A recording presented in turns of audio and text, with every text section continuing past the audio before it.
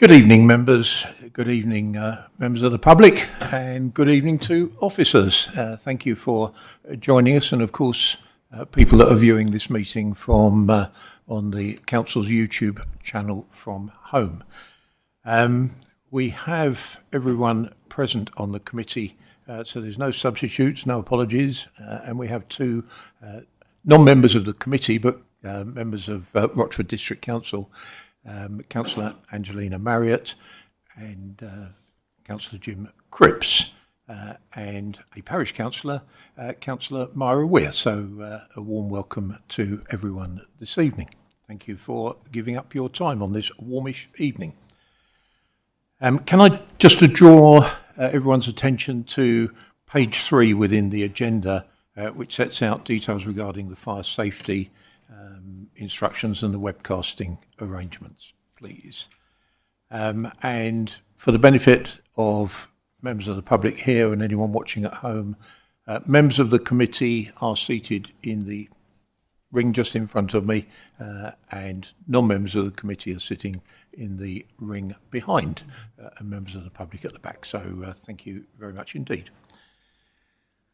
So with the housekeeping over and done with, let's turn to item 1. Apologies for absence. As I said, there are no apologies because everyone is here this evening, so welcome. Item 2 is minutes of the meeting held on the 11th of June. Now, I've been made aware this afternoon that a member has raised their concerns over the minutes that have been published in the agenda this evening. So we're currently reviewing the process of their accuracy and the information, and we will bring them back to the next meeting for approval. Councillor Steptoe. Yeah, Chairman, I just wanted to know, with regards to the expression of interest letter that was sent by yourself, whether there's been acknowledgement, a reply, or anything, just out of curiosity. A really good question, Councillor Steptoe. Thank you very much indeed. I asked the Director of Police, Emma Goodings, that very question, I think yesterday or the day before, and I understand we've heard absolutely nothing back. But is that the up-to-date position, Ms Goodings? Councillor Hoy.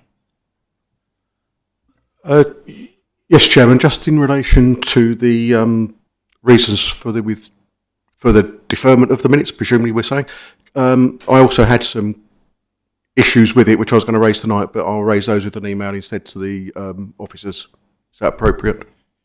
Yes, I took advice from the monitoring officer, and it was just felt far simpler just to try and reword certain parts of them, try and get those members that had raised their concerns, issues, and bring them forward to the next committee. So there we are.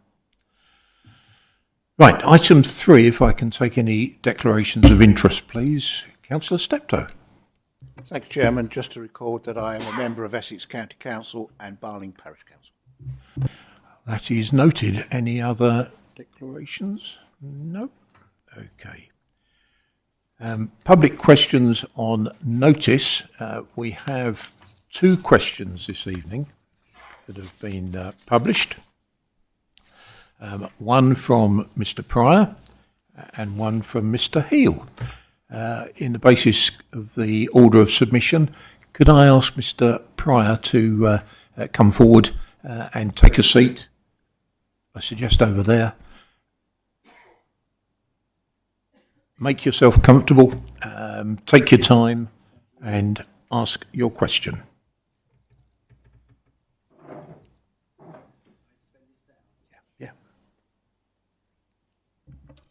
Hello? Okay. Hello, my name is Richard Pryor, and my question, as a resident of Hockley, I am concerned about the lack of affordable homes being built in the area, and I believe there is a real need for affordable housing for our local residents that encourages them to stay and work and contribute to the local economy in Hockley. Policy requires that large development schemes should have 35% affordable homes, and green belt schemes, with the new golden rules, 50%, and both are subject to financial viability checks. So I would like to know of the estimated 12,000 homes required to be built in the local plan proposals, what number of these homes will be affordable homes? Thank you. Thank you, Mr. Pryor, for your question. And I will respond by saying the new local plan will include specific policies for the provision of affordable housing on new developments. However, at this stage, it is not possible to accurately set out exactly how many homes delivered in the new local plan would be affordable.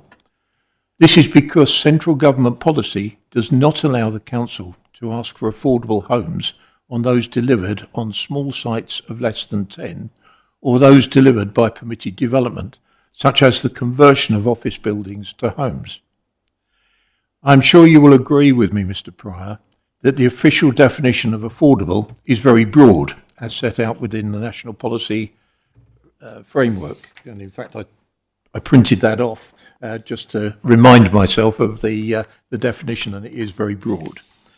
Planning applications which come in advance of the local plan will be required to meet the affordable housing levels set out either in local or national policy, depending on the circumstances. Furthermore, in meeting the demanding housing targets set down by central government, which incidentally we will continue to challenge, as we have done with the expression of interest submission on the borders with Southend, our priority will be given on developing brownfield sites together with maximising investment on local infrastructure. Permission to develop any land across our country is dependent on being policy compliant, both nationally and locally.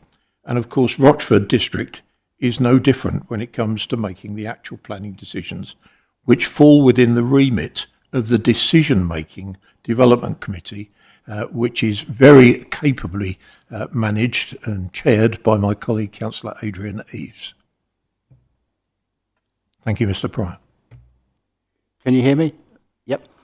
I wish I'd had the answer to my question in advance, really, because that was quite technical, but thank you very much. Right, you can come up with a supplementary question if it's a question. Having attended the Taylor Wimpey Mount Bovers community meeting in April and being told by the management there that the affordable housing proposal in that scheme is for our children, which was nice to hear. But I'd like to understand what policy is in place, and you referred to policies in your answer to my first question, is in place or will be put in place to ensure that the affordable homes target is achieved, but I understand that is a number you can't specify exactly, and that the needs of local residents are prioritised, so that the affordable homes built are available to our local residents first, and not sold en bloc to housing associations out of county, which seems to be what happens normally. Thank you, Mr. Pryor. The exercise a few weeks ago about specifically the Mount Bovers site was to engage with the public. At that stage, it is listening to public points of view and then taking that back and hopefully incorporating the suggestions within the eventual planning application. What I would say is increasingly now, developers are very aware of the needs to make it policy compliant. That is, really the red line once it actually comes to development, and they're not at that stage yet. The other thing that I would comment upon is there is a lot of, shall I say, misinformation about people taking up some of the affordable homes from outside of the county. My own experience of talking to existing developments, and I'm thinking particularly of Hullbridge, that I've made the point of talking to the developers on a number of occasions, and they provide information supporting that actually it is mainly local people. I can't remember the exact statistics, but they've got rings and they tend to sort of know the numbers within 5 miles and 10 miles. This is a point that you raise that comes up from time to time, and it is something that we look at. But on the allocated housing, certainly, I think I'm correct in saying, and I'm looking to the Director of Place, but we do have a commitment to look at our own housing list before we give allocation to others, before they give allocation to others.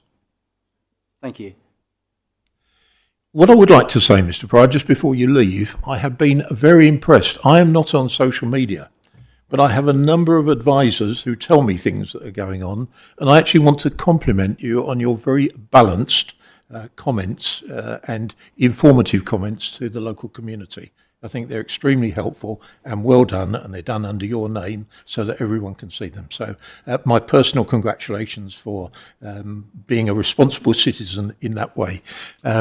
Whether or not I am the vicar of Dibley, I don't know, but it's well intended, and thank you indeed for your community support. Brevity helps, doesn't it? Thank you very much. Thank you.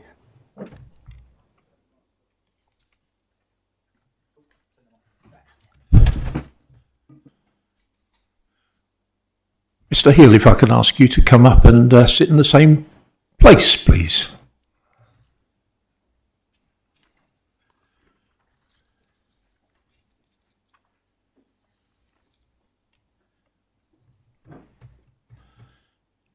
Make yourself comfortable. Take your time. Good evening. Good evening. I would like to ask the chairman of the Planning Policy Committee regarding a local plan update. In previous communications, the council stated that it had secured funding for a new Greenbelt review. We understand was to ensure that the council safeguards our most valuable green spaces. However, the current report makes no mention of it. Can the chairman please confirm the timing for the report to be included in the evidence base? Thank you, Mr. Hill, for your question. And the Greenbelt review is currently being commissioned. It will be reported to members of this committee and published on the website in due course. I suspect there will be further discussion on this point in item 6 of tonight's agenda. But what I have also asked, because you won't be surprised to know that we have a briefing in advance of the meeting, and I have asked, when you look at table 1 and table 2 within that report that I referred to, that there is slightly more user-friendly titles. I think those tables are excellent because they give a position of where we are. It's not an absolute science, but it gives, a fairly simple to read example of where we are. But I have asked greater clarity be given to where we are. There's reference, I can't quite remember, but I think there's reference to Greenbelt Review, is it 2022? But we know the definitions of land have changed somewhat, and targets have changed somewhat. So it's an ever-moving picture, and I think we just need to do slightly better, as good as they are, just to provide better clarity on Table 1 and Table 2 for a lay consumption. The professionals know exactly what they mean, but us lay people don't know quite so much. But you're very welcome to come back with a supplementary if you wish. Fine. I do have a quick follow-up question. I thought you when the review is done, can you confirm that the Upper Roach Valley, known as the Green Lung, is going to be included in that report?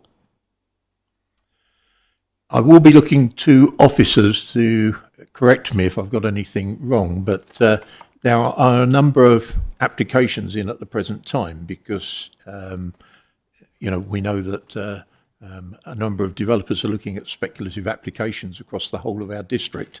And those, I believe, depending on the time that they're submitted, will be considered on the actual policies that are in place at the time. So we're not singling out any particular development. They will need to be policy compliant. And I know that Councillor Reeves and his committee will be scrutinising that very, very closely.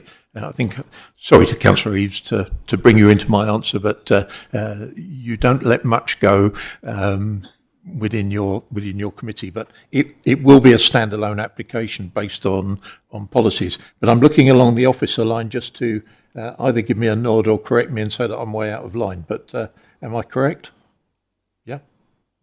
Okay. Okay. Thank you very much indeed for your question. Thank you very much. Thank you. See, it wasn't so bad, was it?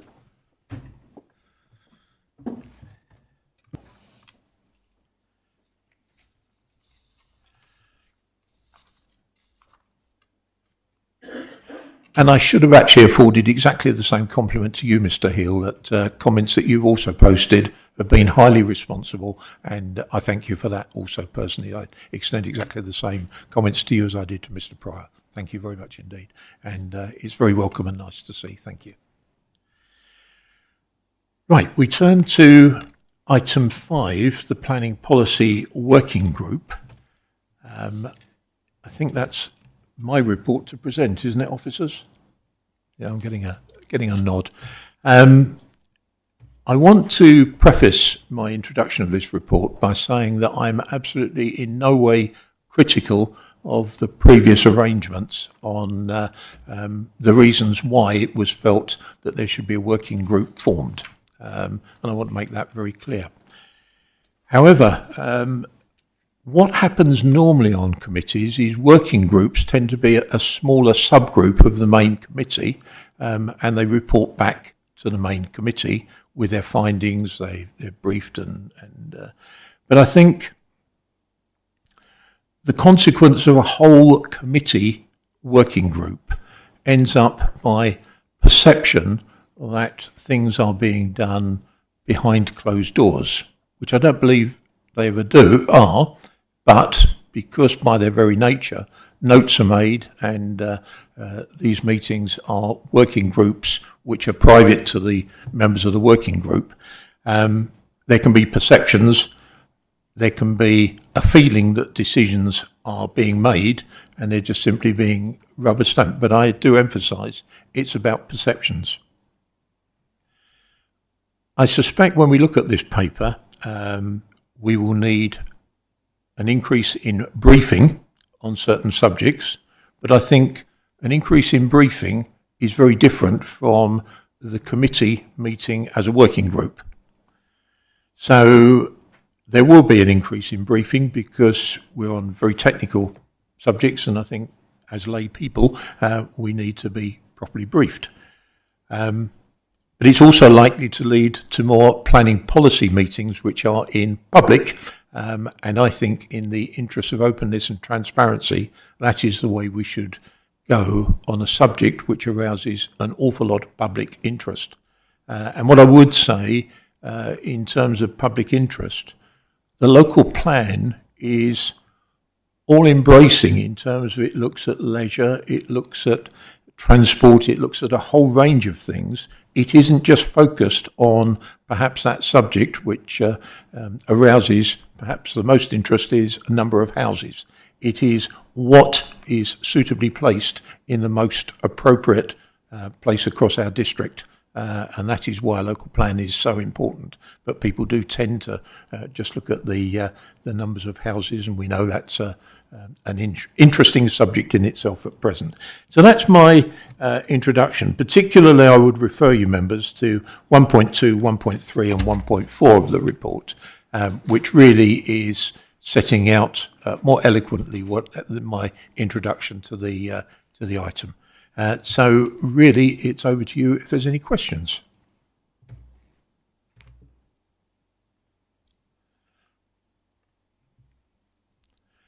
Councillor Cripps, you're not a member of the committee, but by all means, you're welcome to speak. Thank you, Chair.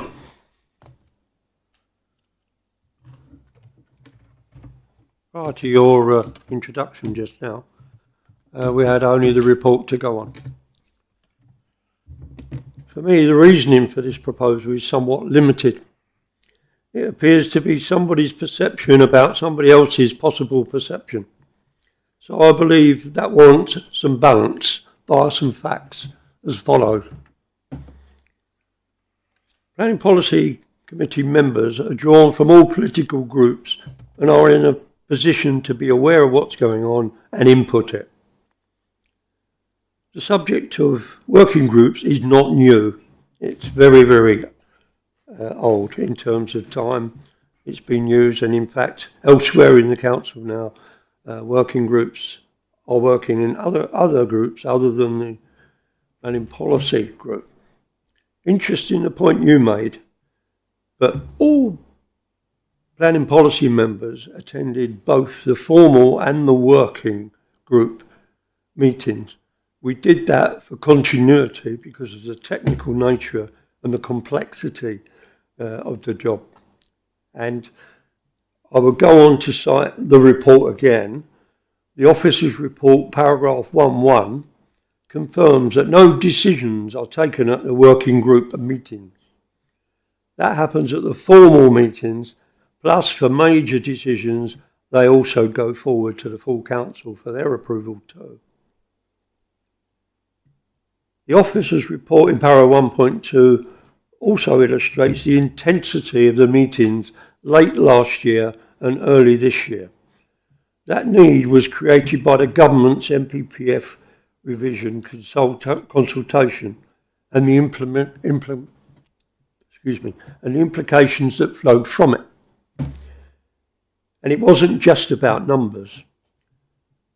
We were drip-fed all sorts of other revised documents like the MPPG, and there was a new employment bill, and the actual changes in the MPPF weren't limited to the 92% increase in housing targets. There were technical changes, legal changes. There were new issues coming forward that were poorly defined. So that period just before Christmas was extremely busy for the officers, and in an effort to keep everybody up with the ever-changing situation, we did use working groups as a briefing basis for that. And despite the fact that the government didn't finally issue the final version of the MPPF until a week before Christmas, we presented on the 16th of January at a formal planning policy meeting an overview on what the government has done to our plan, a revised plan to tackle the rework, the vast amount of rework that we had to do. So everybody was brought up to date on where we were in no uncertain ways. Yes, it dribbled on into the early part of the new year because we were having to ask for clarifications, and we took the decision to always keep everybody updated. And I think, to close, the document we have in front of us tonight includes the officer's words under the heading of risk, which says exactly why we did what we did in terms of briefing people via the working groups, the full working groups. And I quote, "There is a risk that members of the Planning Policy Committee do not feel informed about decisions they are being asked to make at committee if no working group is in place to brief them." So I'm making no excuses for it. We did what we had to do to get through that hiatus of work. And I will just finish by saying I don't believe that hiatus is finished. Very shortly, the council will be receiving the next big issue, which is the MPPF, the government's revision of the planning policy. And that will actually change the way that the LPAs work. And I understand will reduce the amount of involvement for councillors in the planning work as well. But we'll wait and see what that says when it comes. So I think that, which will coincide almost exactly with the big assessments from consultants, will create another hiatus. And I think if you haven't got this flexibility to brief them, you might well rue that decision. Thank you. Thank you, Councillor Cripps. Just in response to that, I made the point right at the start of what I said that there is absolutely no implication of any criticism in the way that you or your team ran the previous committee, and I know you accept that. And you're absolutely right. This is a fast-changing picture through changes in legislation, government policy, and it is like dealing with moving quicksand all the time. So it's just a different approach, but that doesn't mean to say that one approach hasn't worked in one set of circumstances, and a slightly changed approach might not work, and someone might be sitting here in a year or two's time and saying what I'm proposing tonight might not work, and we live in a fast-changing environment. But I really appreciate your comments, and it was right and proper as the ex-chair. I gave you the opportunity to make that statement. Thank you very much indeed. Councillor Linden. Thank you, Chair. Just to clarify, the recommendation is to disband the working group, so all work that was and used to be put through the working group will come to committee. Bearing in mind, obviously, the split of different parties that we now have at committee, effectively what would have been on a working group, you would have had to have each member of each party, so effectively what we got in committee now is that. So no work will be done elsewhere, it will all be done through the committee, apart from obviously what is done through the officers. Is that correct?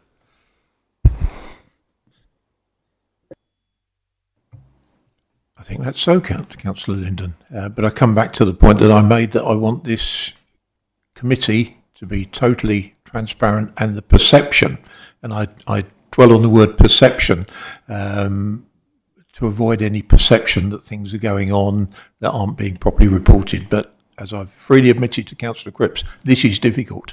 But I suspect there will be more briefings. And inevitably in briefings there's questions of clarification. But I want it to be absolutely... I personally don't think it's... I understand why, but I don't think it's absolutely correct to have a working group the same size as the committee. But I also accept that in a committee as small as this, you can't really go much smaller than the committee. So, I appreciate it was all done with the best of intent. But that's what I'm suggesting. Any other members wish to comment? Councillor Hoy. Thank you, Chairman. Just a few comments and concerns, really. I'd just like to say that the previous arrangements and the working groups allowed for quite extensive group study of large technical documents with all the officers present who can explain it to members.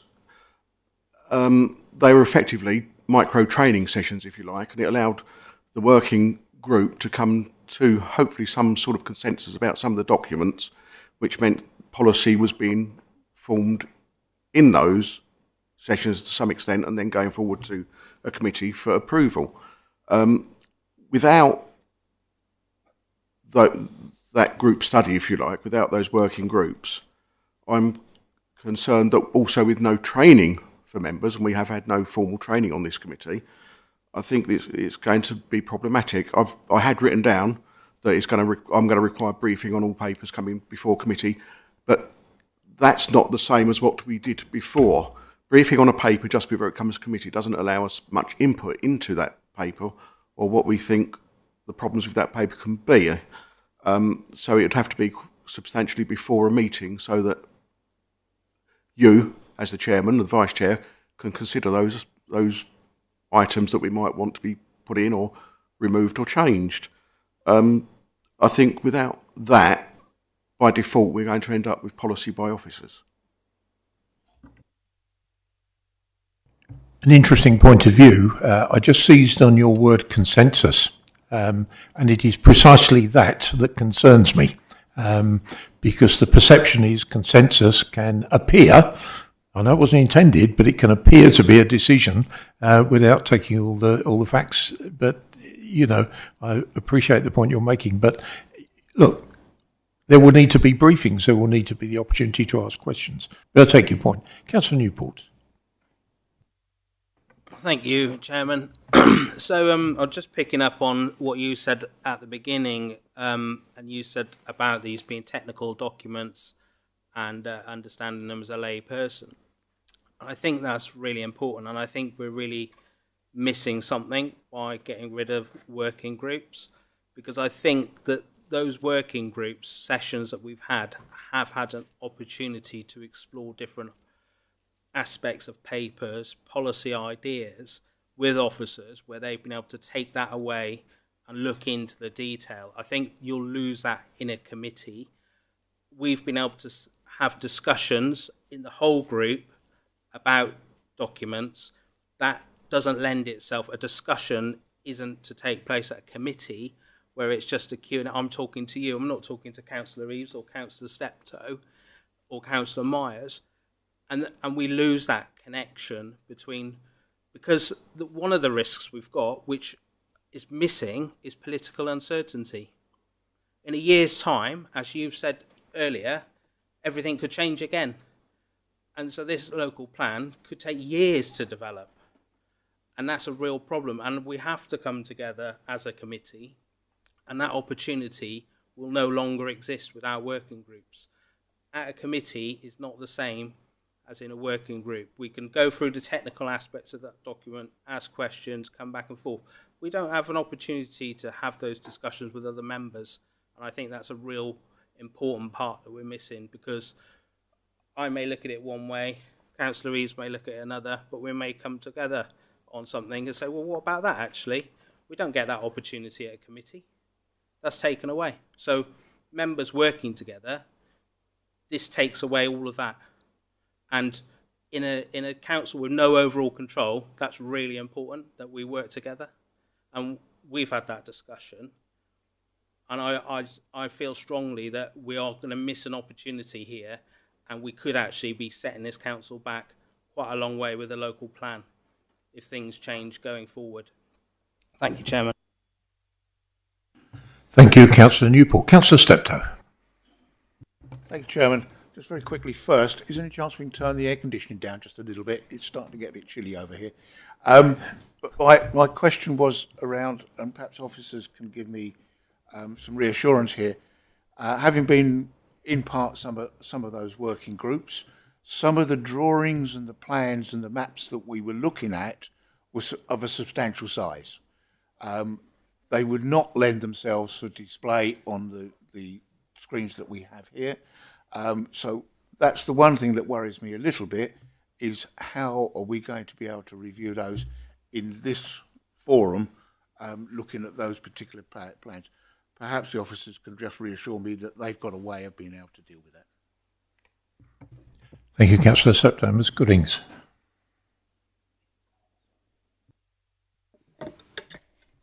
Mr Coulter. Thank you, Chair. Thank you, Councillor Steptoe. Yeah, I think obviously we'll have to review as we go forward in terms of what the material might be for a given item. Obviously, clearly we have to have that in mind in terms of whether there's the legibility of that information, and obviously the presentation of that during the session and the publication of those papers. But obviously we'll have to assess that on a case-by-case basis as we go forwards. But certainly from our perspective, we want to make sure anything we're presenting is clearly going to be understood. That's obviously important. It's just, Chairman, that some of the maps that we were looking at are actually bigger than those screens are, so they were quite substantial.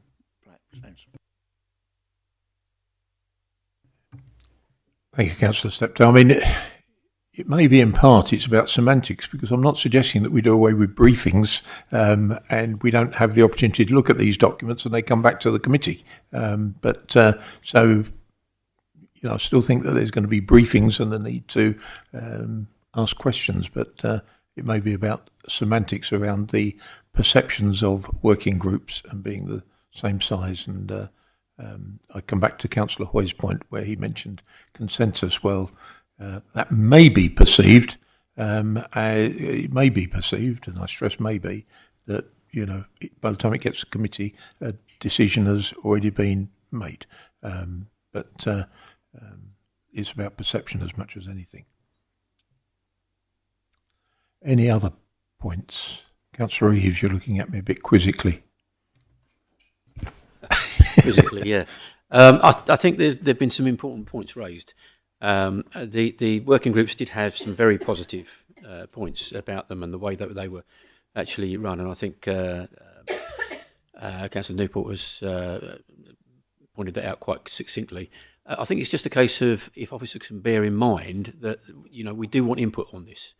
And so, as you say, we don't want the perception to be something that has already been decided. So there needs to be good debate, and sometimes the way that things went in the working groups was very conducive to what we actually want with the format that we're looking at the moment. So it'd be good if officers could just consider that maybe we take the good points that came out of the working group and incorporate them into committee somehow or other. Thank you, Councillor Eaves. And I come back to the point that I made earlier. There is absolutely no criticism of what has gone on before. That isn't what this debate is about. And things will just happen in a slightly different way, but the information gathered will have to be similar. Any other comments before I turn to the recommendation? If not, I'll turn to the recommendation, which is on page 11, and that is recommendation to agree to discontinue the Planning Policy Working Group. Those in favour?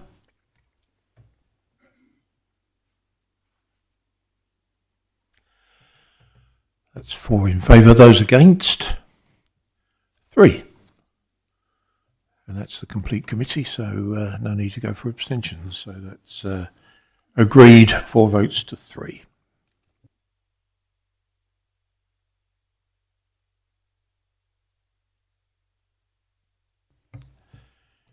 If I turn to agenda item number 6 on page 15, which is a report on the Rochford Local Plan update, document I referred to a little earlier.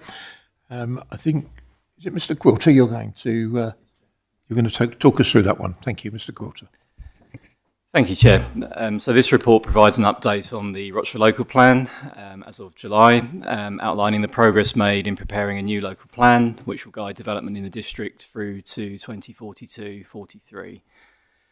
Following the Council's decision in 2015 to review the local development framework, work has been undertaken across public engagement, technical assessments and evidence gathering. The new local plan will replace the previous suite of documents with a single comprehensive strategy that addresses housing, employment, infrastructure and environmental needs. Key highlights in terms of evidence base: a number of technical studies have been completed and further studies are underway, including the Greenbelt Review, which I know was referred to earlier in the question, which was just missing from that table, local plan transport assessment, infrastructure delivery plan and whole plan viability assessment, to name a few. Development needs: the government standard method identifies the need for approximately 14,500 new homes by 2040. There is also an identified need for 9 to 10 hectares of additional employment land and up to 15,000 square metres of retail and leisure space. In terms of strategy development, following the 2021 spatial options consultation, over 300 sites have now been assessed and sifted using clear principles. Work is ongoing to refine strategy options for testing, with a preferred options consultation scheduled later for this year. In terms of the latest position on policy matters, alongside the spatial strategy, work has continued on developing the detailed planning policies that will guide future planning decisions. Over spring and summer this year, the strategic planning team have been refining these policies and will continue to do so. This process has been informed by the emerging technical evidence base and the identification of preferred spatial strategy options. The outcome of this work will support the preparation of strategic policies that define how different areas of the district will contribute to meeting identified needs in covering housing, employment, infrastructure, transport, environment, biodiversity, retail and town centres. A full set of draft policies were brought to a future committee meeting and subsequently published for public consultation for Regulation 18 document. Happy to take any questions. Thank you. Members, any questions that you wish to raise? Councillor Steptoe. Thank you, Chairman. I just wanted to pick up on one point that I can't see it in here, so please forgive me if I have missed it, is around SIL payments. A couple of points. Perhaps it might be of benefit for the public and those watching to talk about what the difference between SIL and 106 agreements are. And I'm also aware that Essex County Council did have a fund to support districts and boroughs in taking up SIL scheme. Has Rochford Council applied for that? Because as far as I'm aware, they haven't. Thank you, Councillor Steptoe. Mr. Quilter. Thank you, Chair, and thank you, Councillor Steptoe, for the questions. Yes, happy to go through that. In terms of the, obviously, Community Infrastructure Levy, SIL, if people aren't aware, that's a specific regime that we can bring into be adopted in Rochford. However, obviously, as set out within the timetable, it's going to have to follow on from the local plan because it's very much dependent on the evidence that the local plan has to obviously be tested for examination. So, for example, the infrastructure delivery plan, the viability assessment are the key ones really that would then obviously then support whether we can bring SIL into it being adopted. Once it is adopted, it effectively is a standard charge against any development. So there's a charging schedule, and that is obviously going to define on what types of development and what the charges would be. And some of that may be geographically based, depending on the values that could be achieved in those areas. So very much the case that once it is in place, then effectively it is a charge that cannot be negotiated. And that the funds that are secured and paid to the council over time, they can be spent on a number of different items, obviously infrastructure-related items, whereas the difference with Section 106, that is very much specifically related to a particular development, and it's in relation to obviously the impacts of that development specifically. So it's very that's why you have the legal agreements that are very restrictive in that way. So they're very much specific items identified and locations, etc. So there's obviously a benefit in SIL in that potential flexibility. What I would say is obviously it does take time in terms of even once you have got SIL adopted for the actual funds to accumulate because it's dependent on developments actually commencing. And obviously there is staged payments that would often be required as part of that. So I think in terms of expectations, it's certainly a case it would take a matter of time for that to build up and be meaningful amounts, but certainly there is a benefit from that. And obviously with the as I mentioned, the local development scheme that was approved earlier this year does include that commitment that we would look at trying to bring SIL forwards. But as I say, it's very much dependent on the local plan process in terms of us being able to advance that. In terms of the point around whether County Council, yes, you're right, County Council in the past for other authorities, they have provided financial support. I think they very much have focused on those authorities that have got to the stage of having adopted plans. But that's not to say there isn't the possibility, and we can certainly obviously have those discussions with Essex around whether there is the possibility of funding. But what I would say is really, obviously, we have to develop our evidence base up and get the local plan progressed before there's anything meaningful that can be progressed on SIL itself. Certainly, I say the key document, as I mentioned, is the whole plan viability assessment. That's very much looking at what the values are in the area and what the potential viability of applying SIL would be to certain developments. Obviously, the key part of national policy is that we're not rendering any sites unviable, but obviously we need to make sure we get as much as possible out of them to deliver infrastructure. Thank you. Councillor Steptoe. Yes, if I can come back on that, Chairman. Thank you for that explanation. I was aware of most of that, but I thought it best for the public side of things to clarify that. I am somewhat surprised, though, that we are not looking at it in tandem, because there may be the opportunity to some of the policies that we put in place to modify those that then take on the SIL question in part as part of that process. So I am somewhat surprised that we are not doing that in tandem. And I'd obviously like to see that to be the case. Did you want to come back, Mr. Quilter? Thank you, Chair. Thank you, Councillor Steptoe. Yeah, I mean, certainly, obviously, from our point of view, yeah, it's important that we get, like I say, obviously, Section 106 coupled up with SIL is important to make sure that we're, the infrastructure delivery plan is key to that. Obviously, it identifies what the potential infrastructure, particularly cumulative impacts of growth, and therefore being able to secure that and potentially spend that on those items. I think, like I say, it's more of a sequencing issue, really, in terms of actually getting SIL into place. You have to make sure that the plan in itself has been found sound, and there is evidence there that can be supportive of SIL. It's not impossible to do it in parallel, but obviously there's a significant resource constraint around that as well. In terms of actually the practicalities, they would have to go through their separate examination processes anyway, regardless. So it's likely that one would still have to follow after the other. And there is a process by which obviously we can, obviously the process for preparing SIL includes consultation, etc., in a similar fashion to the local plan process. But certainly, obviously, for the way we set it out with the local development scheme, there is a commitment to actually go through that process. But yeah, we can continue that discussion certainly around what the timetabling of that looks like. But I think, like I say, it's more about resourcing, I think, on that front. Thank you, Mr. Quilter. Councillor Hoy. Oh, Councillor Newport. Yeah, thank you, Chairman. Yeah, I think, Chairman, that we did ask for it to be twin tracked, so I'm not quite sure on that. That was a discussion we had in the working group, I think, actually. So I'm quite surprised to hear that answer from the officer, Chairman. The other thing that the officer has failed to mention, and I think it's important for the public to know, is that with SIL, is that once SIL's adopted, parish councils get 15%, and if they have a neighbourhood plan, they'll actually get 25%. And I think that's a really important aspect, especially with LGR coming down the line, and those parish councils taking on more responsibility, so they'll get that funding from that housing for those local areas. And I think that's really important that the public understand that as well. So the one question, well, I've got a couple of questions.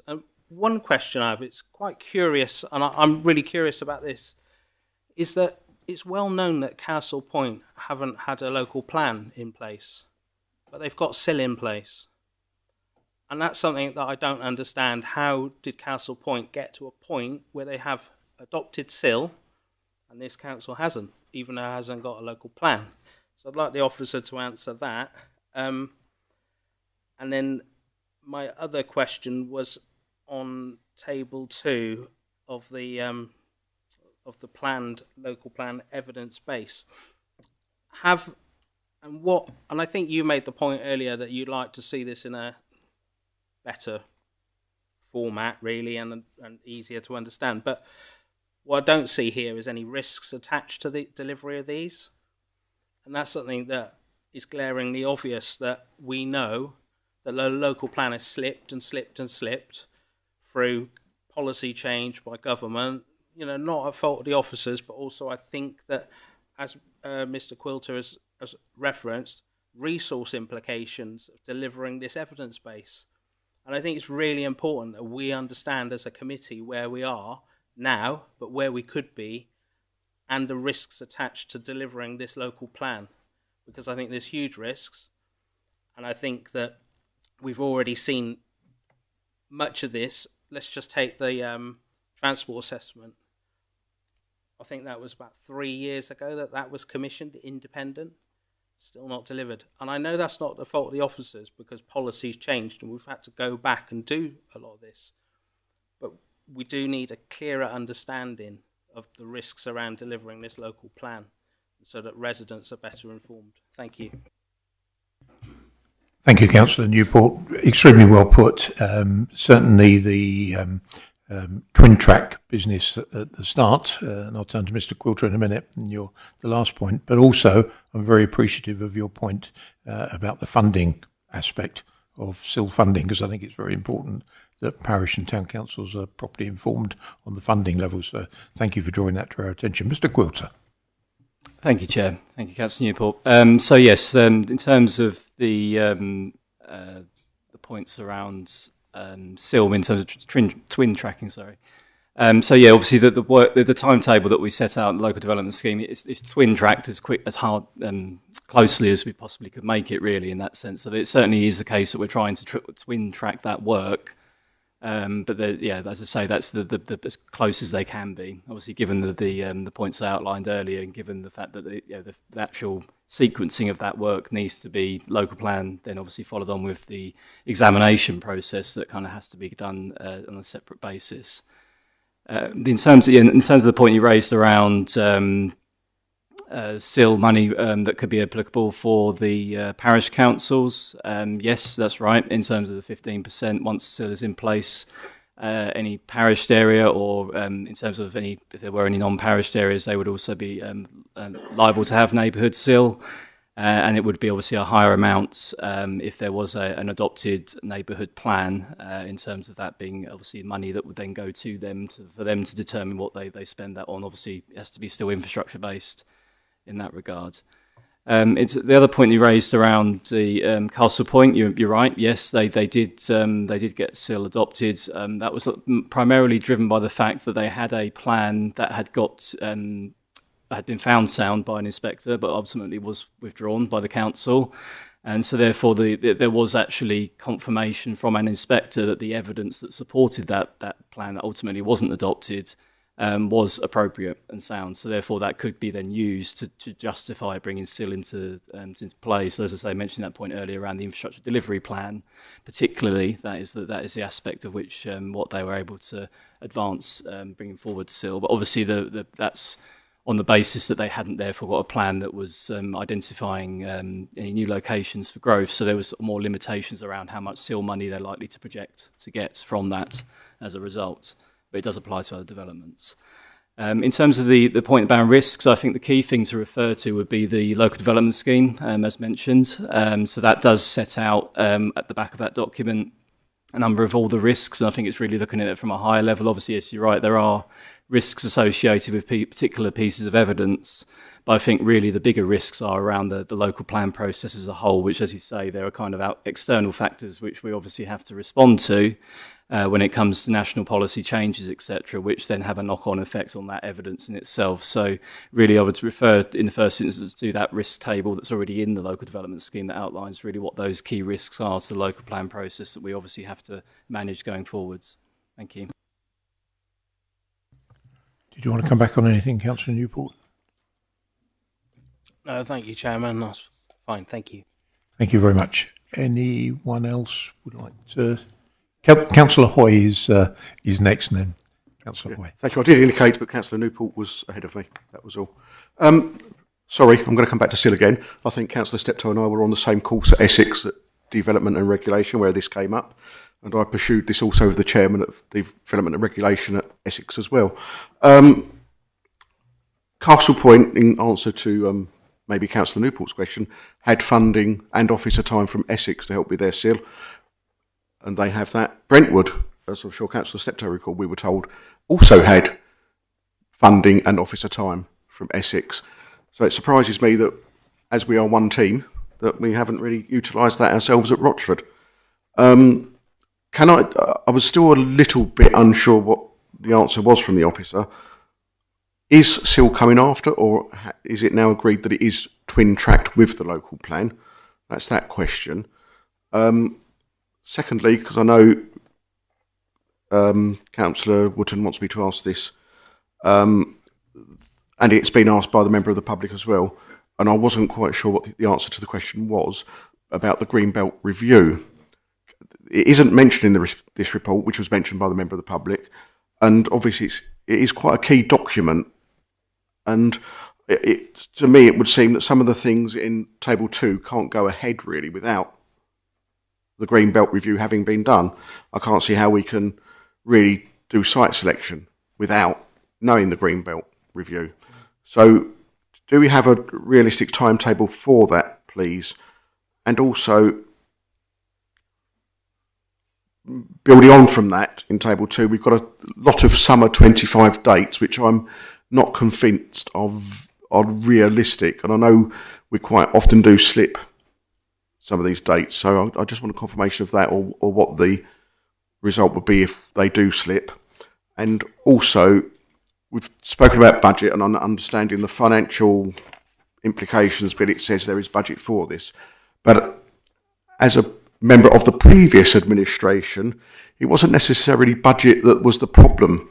We were always being told capacity is the problem. In other words, we might have the money to do it, but we might not have officer time to do it, or might not have the right consultants available to do it where we needed, or the right project manager to project manage it. So it's not just a question of budget, it's a question of capacity. So can we have some assurances around capacity to do the work as well, please? Just if I can cut in on the point that you make very well about the Greenbelt study. I couldn't quite remember the date, but it's even more horrific than I quoted, I think, to Mr. Heal, in the sense that in Table 1 it shows 2019.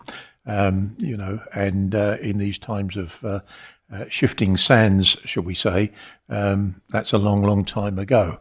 And it did prompt me when I was talking about what was going to go in this report to say, are we absolutely confident that, given the call for sites was a long while ago as well, have we considered all the sites? You can keep going around in circles on this, but, the local plan process is a lengthy process, which is why I specifically asked for paragraph 1.9 to go in in an endeavour to sweep up any sites that could have been missed in the light of a changed definition, because what we thought was greenbelt isn't necessarily greenbelt under current definitions. And I was very keen, in view of the targets, in view of the change, and precisely your point, and I mentioned this to officers, and I said it indeed in answer to the question, Table 1 and Table 2 just needs to be reviewed to make sure to the layperson we totally understand where we are. There's a lot of overlap, but that we totally understand. And indeed, there needs to be better reference to Greenbelt Review, and there also needs to be better reference to the report that we're going to be considering in a minute, which is the Retail and Leisure Needs Assessment. It just needs to be slightly more clearly documented for the layperson to see. That's answering that bit about Greenbelt, but there's other bits that you raised, and I'm going to turn to Mr. Quilter on those. Thank you. Thank you, Chair. Thank you, Councillor Hoy. So apologies if hopefully I've captured all your questions, but by all means do come back if I have missed some of those points, but I'm happy to come back on those. So in terms of the point you raised, yes, so Castle Point and Brentwood did receive the funding, but like I say, obviously I can only speak in terms of my experience at Brentwood. We only received that funding once we were actually at the point where we could say we're going to proceed towards going towards examination, or leading up towards examination. I think we received that funding. Certainly, but like I said earlier on, I think we're happy to have conversations with Essex around what the parameters for that will be. Certainly the main evidence that we can progress at this stage is mainly around the viability work in any case, which we are obviously progressing for the local plan. And obviously there's still a lot more work to be done when it comes to the infrastructure delivery plan, which also needs to support SIL. So certainly, like I say, but in terms of the clarification around what the position is on the timetable for SIL, obviously the local development scheme does set out what those dates are, and in terms of the evidence gathering stage, obviously from now onwards, and in terms of the draft charging schedule consultation, it's set out as winter 2027. Submission in spring 2028, examination the summer of that year, and then ultimately potential adoption in the end of 2028, which is a year after what is set out in the local development scheme for the local plan, which is adoption by winter 2027. So that has been set out and obviously previously approved, but I'm happy, obviously that is what's been agreed currently, so we obviously we have to maintain, obviously, keeping that under review, but that's obviously what's currently set out, so just to clarify that. So they are, like I say, they are twin tracked as far as we possibly could make them, given the circumstances, but certainly we're obviously there is the commitment to bring it forward in any case. In terms of the Greenbelt Review timetable, so yes, certainly the work, as mentioned earlier, has been commissioned, and we obviously need to then engage with the appointed consultants.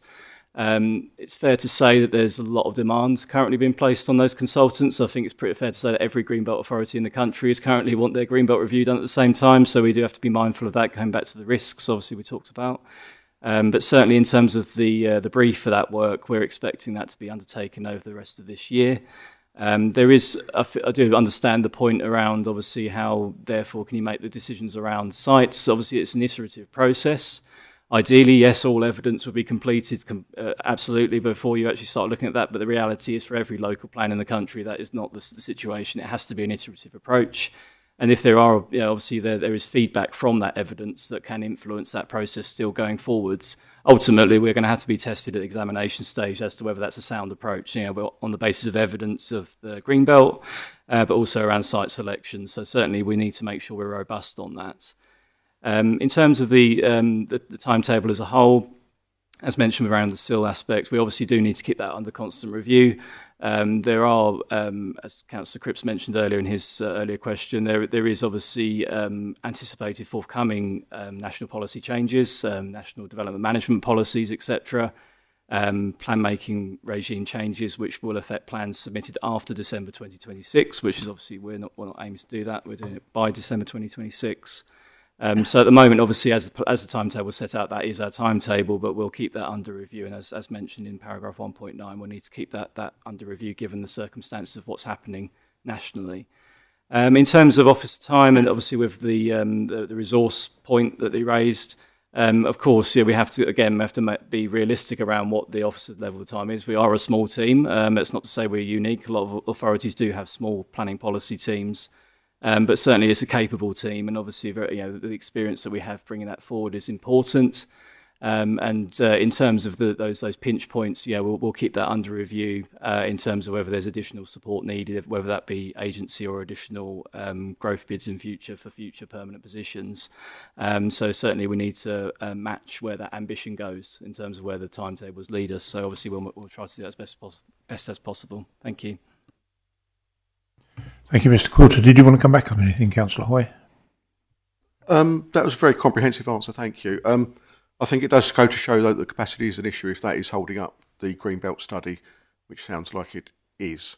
So that, but I know that's particularly one, but it's just concerns about anyone else. If we're all doing our local plans at the same time or updating them at the same time because of the new numbers, new NPPF, it clearly is been a somewhat of an issue, shall we say then, but thank you. Thank you, Councillor Hoy. Councillor Steptoe. Thank you, Chairman. I do have a question around the Greenbelt thing, but first of all, I'd like to go back to SIL, and I would like to suggest a proposal to this committee that we ask officers to come back to us with a report. I'm going to suggest September, October time with regards to SIL funding and how we can twin track that. I believe it's very important at this stage because we've got so many speculative applications coming out of the woodwork, and I don't think they're going to stop anytime soon, and what assistance people like County are going to be able to do going forward. So I'd like to make that a formal proposition, Chairman, that is taken forward so we do get some basis of where the SIL is going.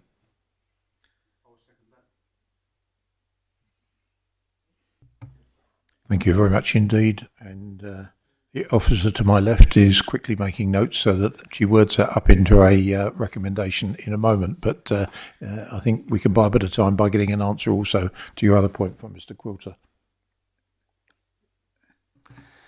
Thank you, Chair. I think like I said earlier, we'll obviously give that consideration. I think certainly we need to speak. We do communicate with our county colleagues in respect of local plan preparation, and we're happy to obviously have those discussions around SIL. What I would say, obviously, I'll just, as I mentioned, in terms of what we included within the local development scheme, in our view, is probably the most realistic prospect, given it's not from a point of view of resource, or it's actually more around, like I say, sequencing of actually trying to get the evidence in place through the local plan process. Otherwise, you're not going to have the evidence to support SIL. But certainly, I'm happy to, for us to be challenged on that. And obviously, it's important. We do understand the importance of SIL, and we can come back with further views on that once we've given that further consideration.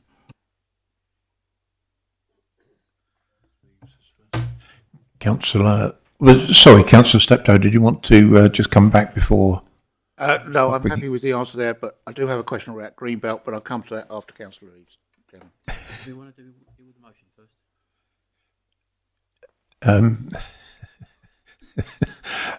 Well, there's a recommendation, and it could be an additional recommendation to tonight. And I think, looking at you, Councillor Steptoe, you'd feel comfortable with it being that way. Yeah.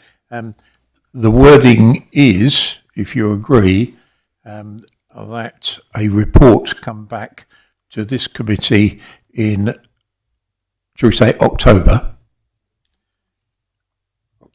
regarding SIL funding and the twin track. Hold on, writing is going on as I'm saying it, which is why I was looking for you to carry on your point till we finish the recommendation. Just hold on a second.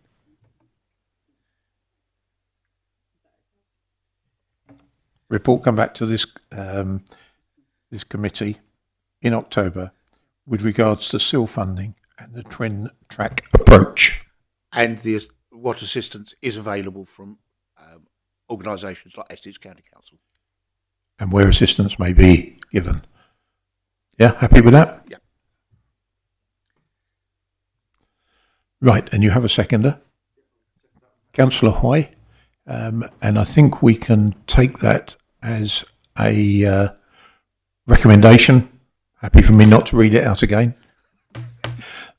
Those in favour? Unanimous. There we are. That was much easier than I thought it was going to be. We'll turn to the other recommendation in a moment, but carry on with your further point, and then I'll bring in Councillor Eaves, I think. Okay. Thank you, Chairman, and thank you, members, for the support on that.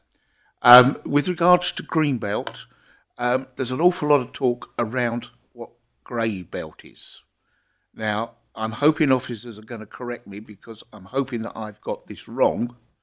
My understanding is that grey belt, the definition of grey belt, can be any piece of green belt that is adjacent to a village and around the edges of the villages.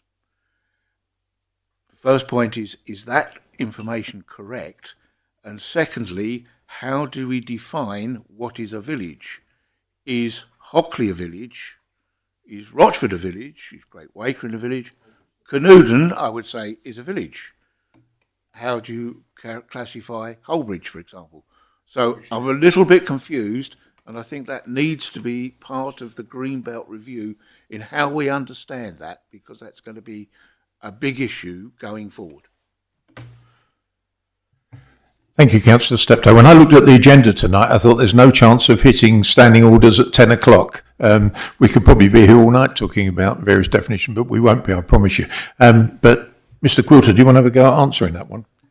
Thank you, Chair. Thank you, Councillor Steptoe. In terms of there has obviously been changes in national planning policy guidance or planning policy framework, that were published in December last year. And there's further practice guidance that was updated in February by the government on that front. So in terms of, it's around the definition of where there's coalescence of, it specifically talks around towns, not villages. So obviously there is that differentiation. So there is more potential, if you're looking at it from a perspective of risk, around that sort of not being a consideration when it comes to the sort of the impact of loss of greenbelt in that regard. And obviously you're right, in terms of the Greenbelt review work, clearly that does need to consider grey belt and what those potential areas could be defined as. So that's obviously a key aspect of that work. In terms of, and it's a very valid live question, if I'm honest, in terms of what areas are defined as villages, and it's probably not something that anyone can necessarily agree on in this room potentially. Obviously, I think we've probably got an idea what a village may look like. And certainly there's obviously things within local plans, such as settlement hierarchy, which we could allude to things like that. There is a current legal challenge, I believe, that Castle Point are making to an appeal decision that took place in Dawes Heath, where the inspector concluded that was, there wasn't a town, and so therefore the council is contesting that they believe that should be, obviously the other way around actually, yeah, I think. Yeah, a bit large build-up area in terms of their disagreement with that approach. So certainly there's a lot of legal views, I suspect, that will probably come out from that process, and that's certainly a question that we've put into in terms of the brief to the eventual consultants that prepare our Greenbelt review, is probably going to have to deal with that matter. But I wouldn't necessarily say it's going to be solely us that probably determines that. There's going to obviously be a lot of other test cases around the country. And just to finish on that, I'm also aware of this, I think it's up in the Midlands, that there's been a sort of a case where a local authority has defined current villages as towns in response to that change in national policy guidance. So there's kind of been some responses to that. Thank you. If I could come back, it would be very useful, perhaps officers could come back to us over a period of time to give us some sort of clarification on what are towns. I'm pretty certain that areas like Rochford Parish will consider itself a village, and so will Great Wakering.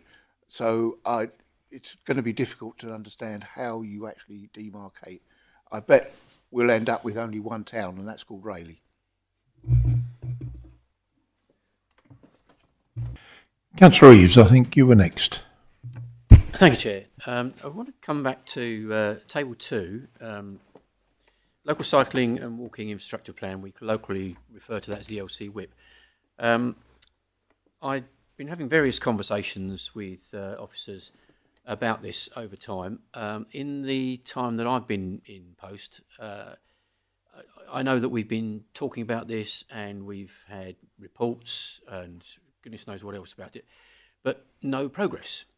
So I requested a meeting, which I'm very grateful to the officers to facilitate, Dan Cudler was on the Teams meeting with senior officers of the LC Whip. And I just wanted to put it on record that when we'd finished that meeting, we came, two things.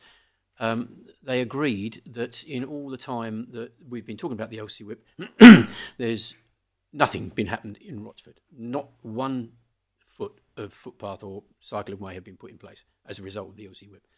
So to try and move the impasse on, I suggested that we, as the council suggest to the LC Whip team, that they look at the quick wins. And there are some quick wins in the LC Whip proposals for the Rochford district. And we came out of that meeting and there was an agreement to do that. So I just wanted to put that on record, that that has actually marked some progress on the LC Whip. Thank you.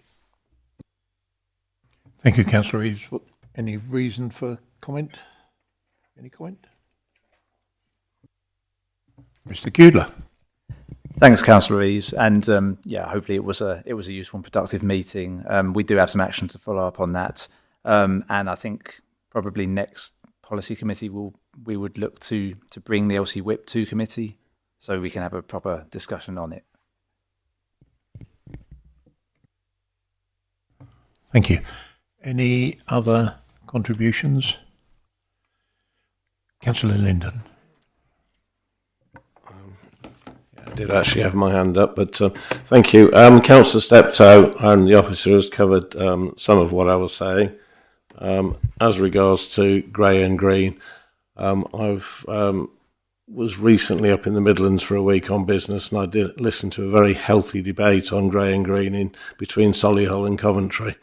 So it would be beneficial to actually have a look at that report and discussions that went on regarding villages and how many people make up a village, what is a town, etc. So it is already out there. So yeah, if you follow that up. I just wanted to follow up a point from Councillor Newport, and didn't hear the end of it, but now we have disbanded working groups. He mentioned that in a working group you discussed the sill and the joining of the sill on piggybacking on top. Sorry, what was the conclusion of that, and did it come to committee? Thank you, Chair. Mr. Quilter. Thank you, Chair. Thank you, Councillor Linden. I think it probably would have been obviously what concluded through the local development scheme, so the timetable that we brought to the January committee. So that's what set out at that point, that they agreed that the that SIL was going to be taken forward. So I think that's really where the conclusion probably led to. But yeah, sorry if you can come back on that. So it'll be minuted in that at that meeting. Thank you, Chair. Thank you, Councillor Newport. Yeah, thank you, Chair.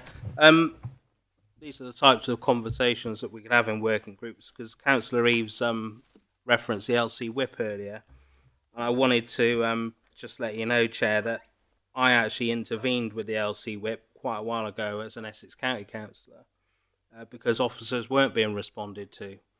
So, and I forwarded all the information on to Emma Goodins and Dan Kudler, because I basically unlocked that conversation. That's why it's really important, again, going back to that, having those conversations where we can, as Essex County Councillors, interject and get things moving again. But I'm sure Councillor Rees can be copied in on those emails to see all of that progress that was made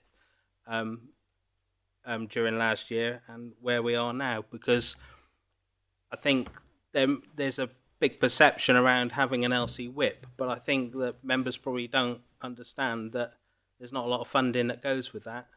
So it's brilliant to have all of these policies and strategies. Most of them sit on a shelf because there's no funding. And one of the things that I identified is that a lot of that funding from active travel was going into the north of the county. And that's why I was really pushing to get us funding, because we missed out on it previously. So those conversations we need to keep on the back of Essex, who actually administer those funds and be ready with schemes to put into them to get that funding. But it's very little that comes along, and as we've just seen with, the A12 and infrastructure being slashed again, I don't know what sort of priority they'll put on cycling and walking infrastructure.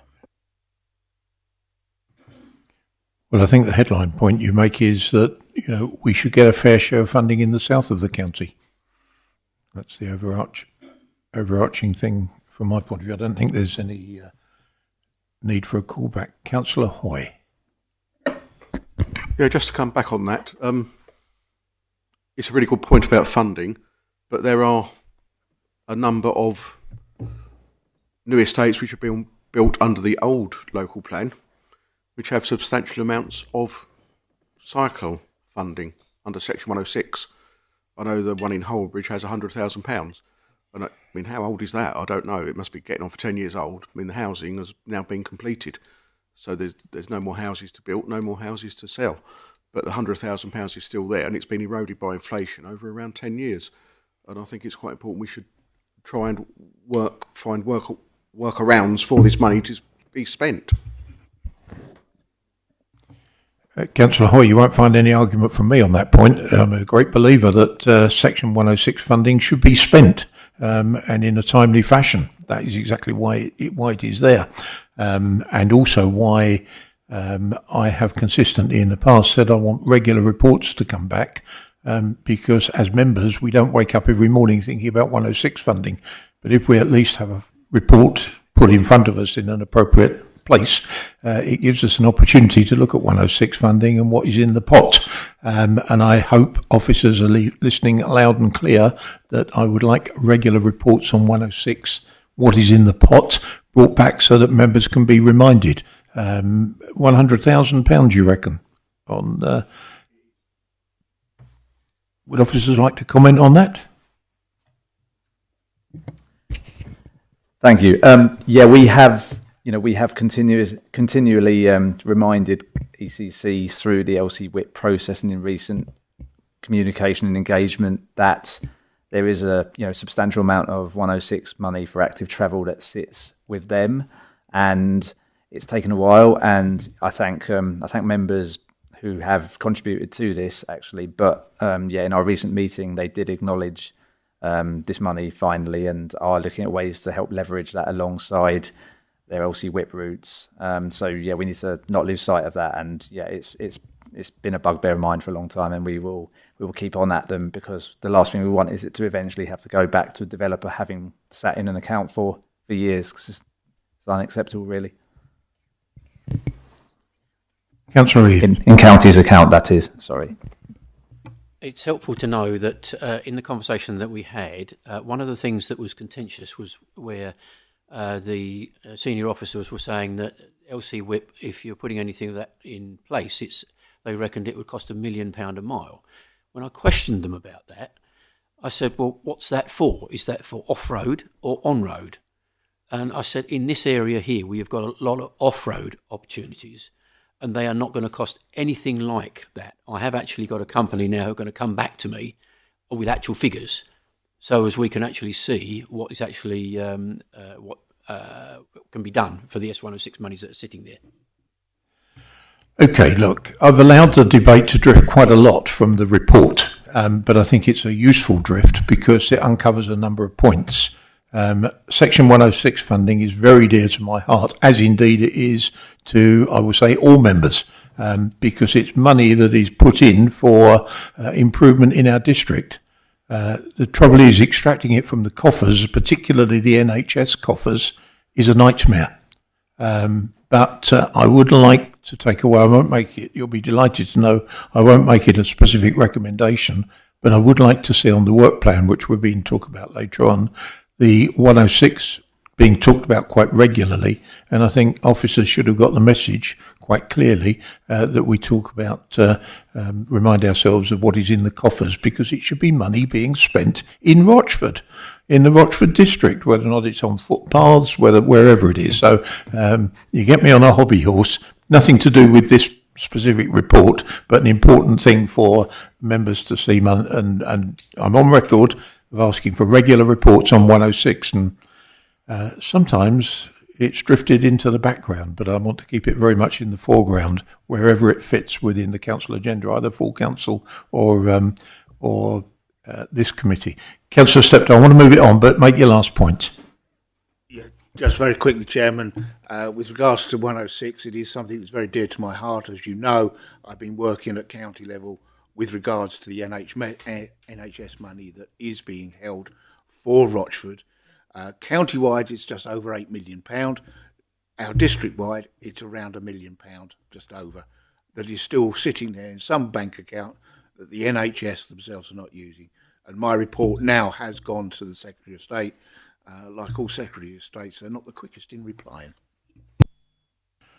Well done. But part of the reason why this meeting is video linked so well and reaches out to certain parts is because we very passionately make the point about 106 funding, and I know that's key to all members. So thank you very much indeed. Just back to the report, because we need to move it along a bit, but that's been a useful debate.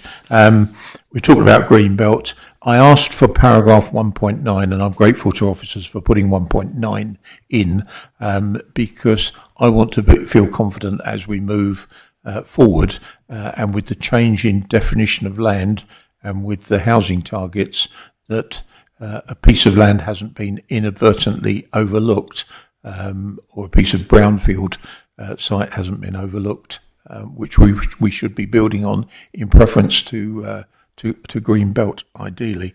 And I am advised by officers that we don't need to make a specific recommendation about putting funding aside, because there are specialist organisations that can produce a discrete piece of work on this within, I think I'm right in saying, a month or so. I'm not quite sure what the or so means. And again, I'm looking along the line for a nod.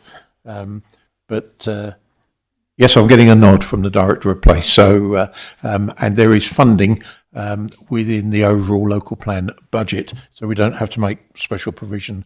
That's within the discretionary powers of officers. So I just draw members' attention. But with that in mind, recommendation 1. Well, I suppose let's take recommendation 1, and we'll, if it's all right with you, Councillor Steptoe, we'll call yours recommendation 2, just for the sake of the minutes. Recommendation 1, that the Strategic Planning Policy Committee notes the new local plan position statement as set out in the report. So duly noted, members. That wasn't a bad debate on a fairly simple report for noting, was it? So well done. Thank you very much. Really appreciate that. We turn then to agenda item 7, which is... Don't we have to do recommendation 2, Chairman? We've already done recommendation 2. But what? I'm not sure. Well, it was unanimous, wasn't it? Put it again on the substantive motion, but I don't know. I'll take the advice of officers. To be honest, I thought I'd taken it at the time. I'm more than happy to read it out again and...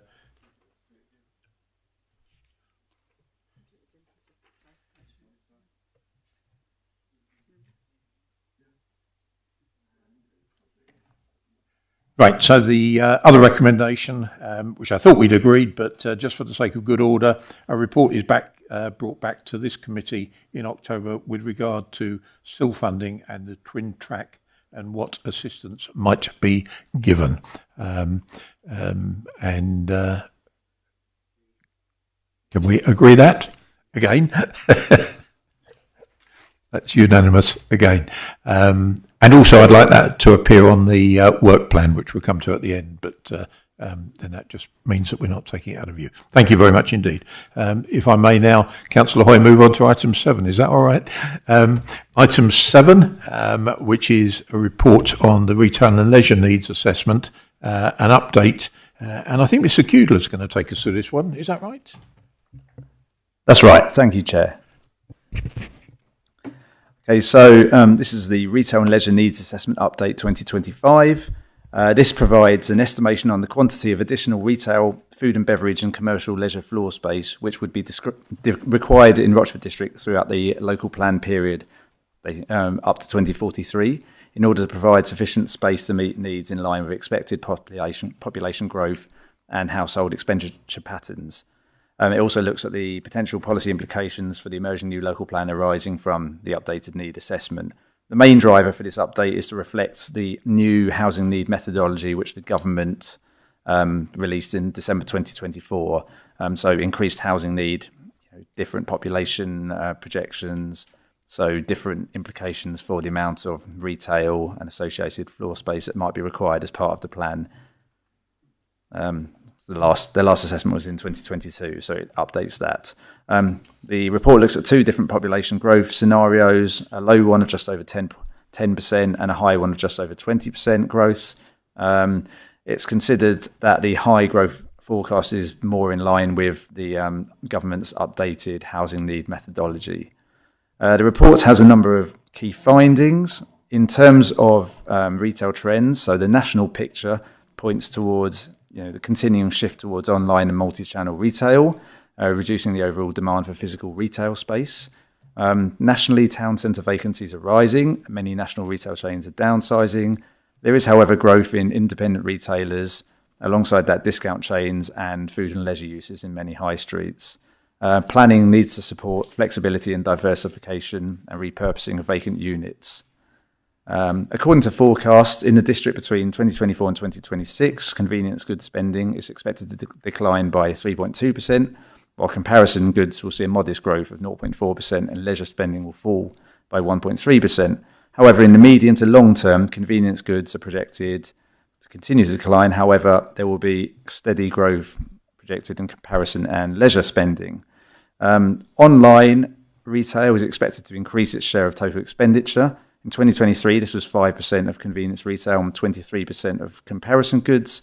This is projected to rise to 7.3% and 29.3% respectively by 2040. So there is a continuing shift towards online shopping away from physical retail, as we are seeing in our high streets. Therefore, despite the projected population growth, overall convenience goods expenditure per capita is expected to decline due to the increasing share of online retail. So under a high growth scenario, you might see a 9.7% increase in convenience expending to 2040. The report looks at floor space needs up to 2043, the local plan period. So in the high growth scenario, it anticipates up to 1,422 square metres of convenience goods floor space, up to 3,098 square metres of comparison goods floor space. So comparison goods, things like carpets, beds, dishwashers, those kind of things, clothing. For food and beverage, up to 8,819 square metres, and for commercial leisure and cultural space, up to 1,896 square metres. The recommendation of the report in terms of the planning horizon is to plan for meeting identified needs up to 2038, which aligns with National Planning Policy guidance, which is a total of 8,914 square metres of floor space split across convenience, comparison, food and beverage and commercial leisure. The report then sets up 4 different areas for policies in the local plan to focus on.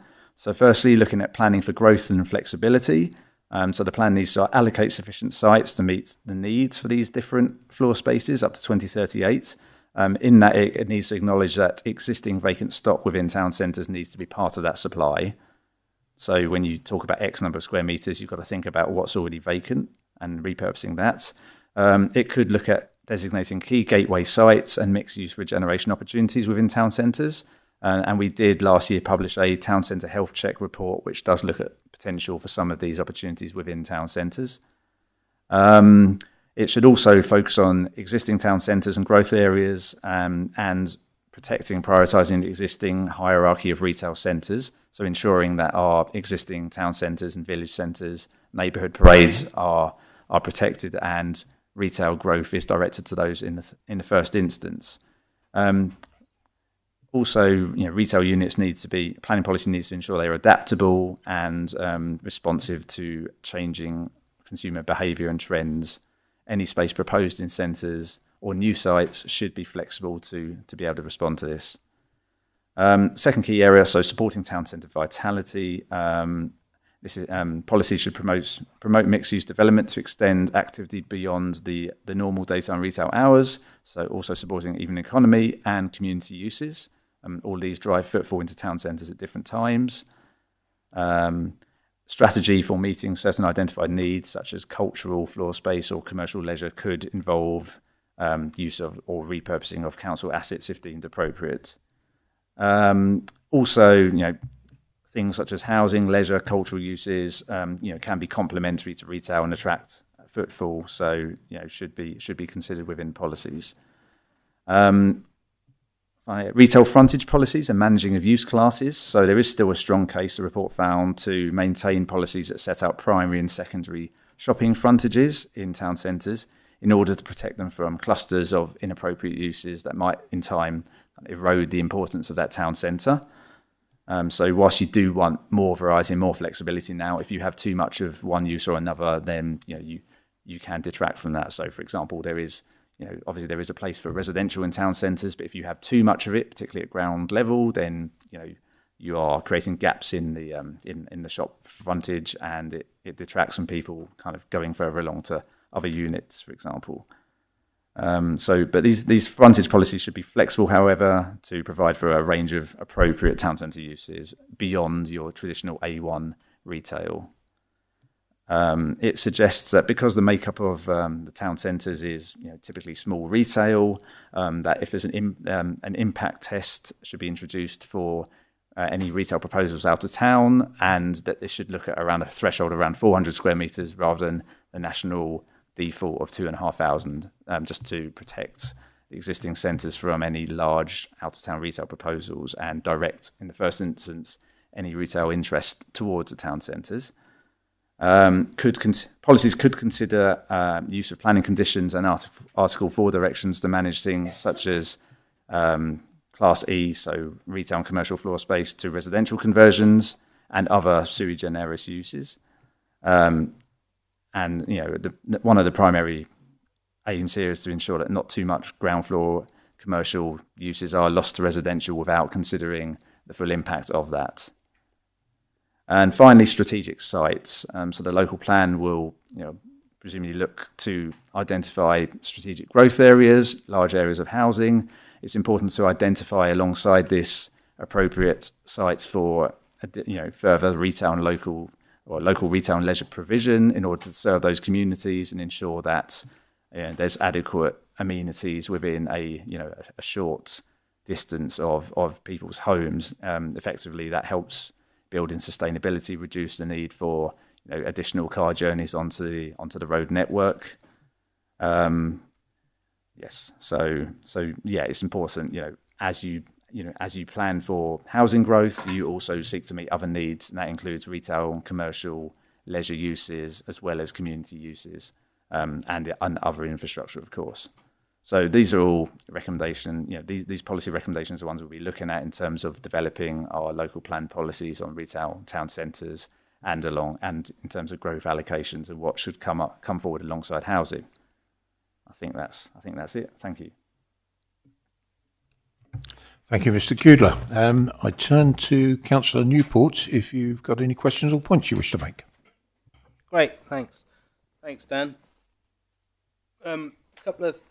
Just a few things I want to pick up on, which I don't fully understand. Councillor Newport, I think you're going to have to get a little bit closer to the microphone because it's a bit Yeah. directional. Better? Okay, sorry. There's a few things that I don't understand in here which I need some clarification on. So there's a summary on page 33, there's a summary of retail and food beverage floor space projections. How are those projections worked out? Because, if we take Great Wakering, for example, convenience, floor space, 11, I think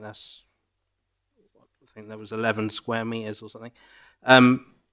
But we know there's going to be like thousands of houses there. How do we get to that figure? I don't really understand that. And the other thing something that you mentioned earlier was Article 4. Can you explain that a bit further? And the other thing that I would like to know is how we can ensure that retail, food and beverage and leisure facilities are delivered concurrently with new housing developments. How does that work? Because we've already seen, so I'll just use an example like Wolseley Park, which has an area that could be used for that, but nothing ever gets delivered. And ultimately, the developer just turns around and says, "Oh, no one wants to build a convenience store there. Oh, we'll sell the land off, and what happens? We end up with another house or two or three, whatever." So what policies can we put in place to make sure that these things actually do come to fruition, rather than just be left bare? Because I think this is something the residents get really fed up with. We end up with housing and nothing else. Thanks. Thank you, Councillor. Sorry, Chair. Thank you. Thank you, Councillor Newport. Yeah, I take the point about the the floor space projections, split across settlements, and for places like Great Waking, as you said, it does talk about, I think, a net of 11 square meters of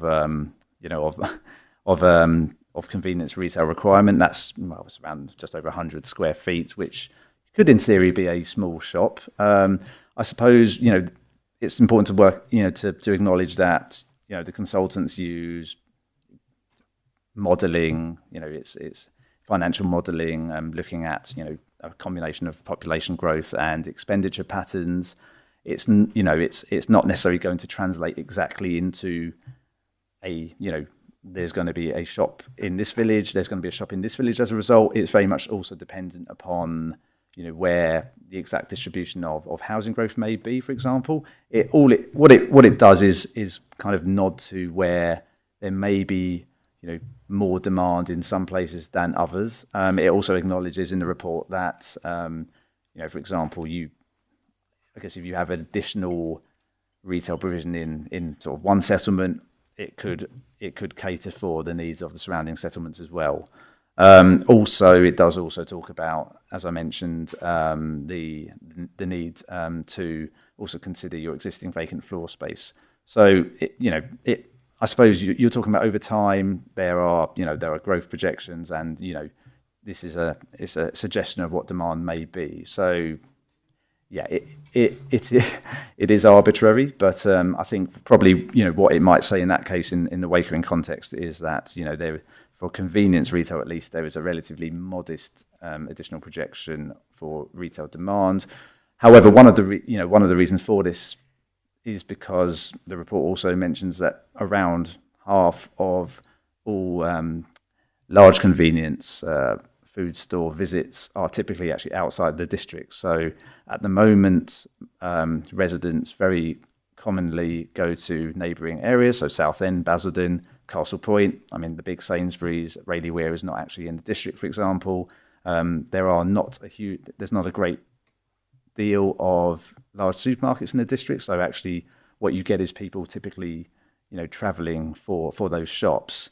So it could be that across the district, perhaps, if it may be considered that it's appropriate to put some additional convenience floor space provision somewhere in order to perhaps retain more of that leakage. I appreciate that probably doesn't fully answer your question, but I can come back to you certainly and I think, privately with more detail. And I think there's an important aspect to this is when we're looking at all these speculative developments as well, because this clearly does not take that into account, right?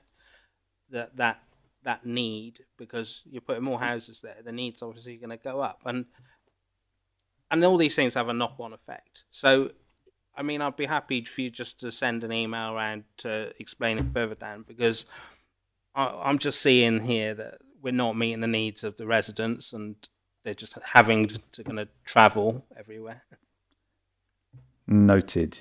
So yeah, I think what the report has done is look, at the proportionate distribution of population as it is at the moment, and looking at the population projections, kind of assigned a notional retail floor space to each area based upon that. However, you are totally right that if we work out in the local plan that a greater weighting of population is going to go to one particular settlement or another, then actually that does necessitate a closer look, and we need to focus more on additional facilities to support those communities. In terms of your... Oh, sorry. I think, we live in a time where I'm not sure you can forecast 5 years ahead, let alone, into 2043. So I share your perhaps cynicism, perhaps scepticism, but I think the underlying point is there are certain known factors now where pieces of land are not being used for their intended purpose, and there's a default situation.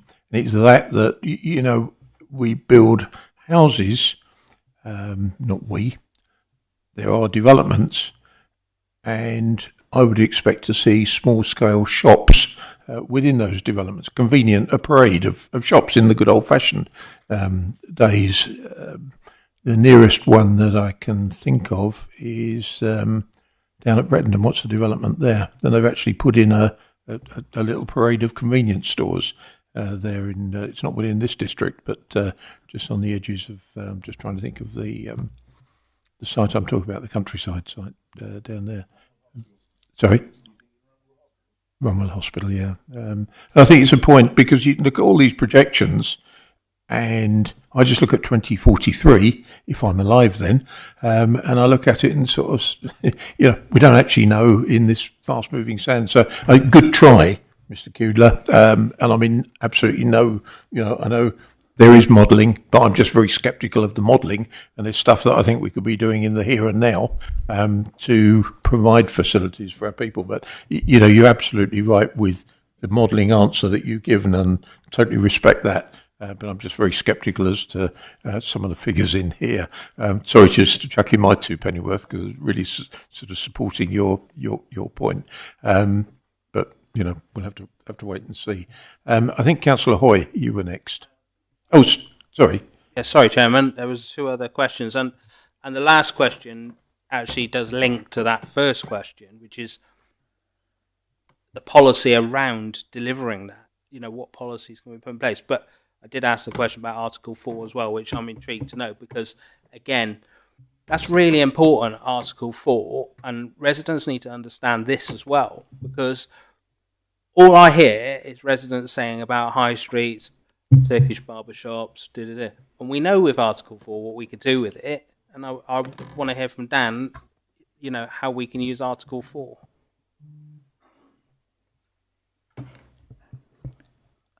It's thank you for the question. Article 4 directions in the context of this report is probably more about the potential to resist residential conversions in town centres of retail units. I appreciate the point that often people are frustrated at certain types of retail unit or business that they feel are probably in oversupply do come forward, but the government a few years ago changed the different retail use classes to a general class E, which kind of makes it easier to switch between one town centre use and another, but obviously means that a lot of retail units can switch quite easily most of the time without need for planning permission. So it's an Article 4 direction in this case, I think, just looking at colleagues, probably would not necessarily safeguard against that. However, there are cases where at the moment someone could acquire a vacant shop unit. It would not even have to be vacant for very long. They wouldn't have had to demonstrate, for example, that they'd market it for a great period of time or any kind of impact, but they could just suddenly say, I'm turning this into a flat now, and you don't effectively need full planning permission for that. So an Article 4 direction could be a way of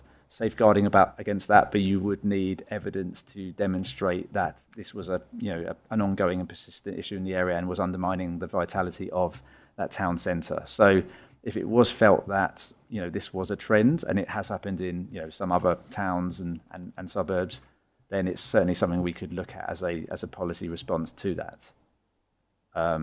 Yes. But this is, we can certainly take this conversation up and carry on. Dan, can you just pick up on the last question, which was about how can we ensure retail and food beverages are delivered concurrently or prior to new housing development in Rochford District? What policy can we put in place? That is something we're going to have to look at very carefully within as and when we identify appropriate sites. I think, for the context of this report at the moment, and, yes, we can laugh at saying, there's 7 square metres here and 200 square metres there as a result of this. I think it's right now where we're getting, applications kind of left, right and centre, on a speculative basis. Developers will often promise, a variety of different things, as sweeteners. And I suppose if if every single one of those sites was, for example, saying, you know, well, we're going to have a shop or a shopping parade or, you know, a leisure facility where we can probably, you know, we can use this kind of evidence to say, well, actually, does that stack up? Because, you know, we're getting a lot of these promises and you know, fundamentally, this is going to undermine the function of the existing town centres. But, you know, I think this process, you know, the local plan is ongoing. We are, you know, obviously there's a lot of work to do to consider future growth locations. There's a lot of work to do around infrastructure, around viability and so on. And absolutely, you know, alongside that, the need for, you know, sufficient amenities and retail space needs to go hand in hand. I appreciate I probably haven't got a full answer for you right now, but it's something we need to look at and not necessarily just repeat what happened before with previous allocations. Right. I'm reminded that we're not far off of the 2-hour mark. I'm not going to move a motion just yet, but in asking the questions, can we just refer to the report? It is a very comprehensive report, and if we can refer to particular pages or points in the report and seek clarification on those points, let's try and move it along a bit. I like debate, but we've got to sort of have a bit of meeting discipline on points. Councillor Hoy. Thank you, Chairman. Perhaps the point you just made proves the point for working groups. I'm quite cynical about some of these reports. This is not the first retail and leisure needs assessment I've read. I would suggest it comes across as a desktop study rather than someone who actually knows the ground. Why on earth they think Holbridge, which has 3 supermarkets, albeit small supermarkets, plus a convenience store, needs more convenience stores or food and beverage space, I do not know. Anyway, just moving on to, and sorry, this is a much more general point, but very, very important, I believe. Obviously, as the previous chair of the Economic Development, Regeneration and Tourism Committee oversaw the adoption of the new cultural visitor economy strategy and the economic growth strategy, and also the High Street Summits, all of which relate to retail and leisure needs. One of the things which came up in our peer review, which they spoke directly to me about, and also in the member briefing, one of the members who spoke there raised this, is about it's very important that those strategies should be reflected in our local plan, and that goes directly to this retail and leisure needs. The culture of visitor economy is about retail high streets, and the economic growth strategy is about high streets as much as anything else, as are the High Street Summits. So how this does touch on it to some extent, but how do we, as a committee, make sure that those strategies are fed into this local plan to make sure it's all connected? Thank you, Councillor Hoy. Mr. Goodler.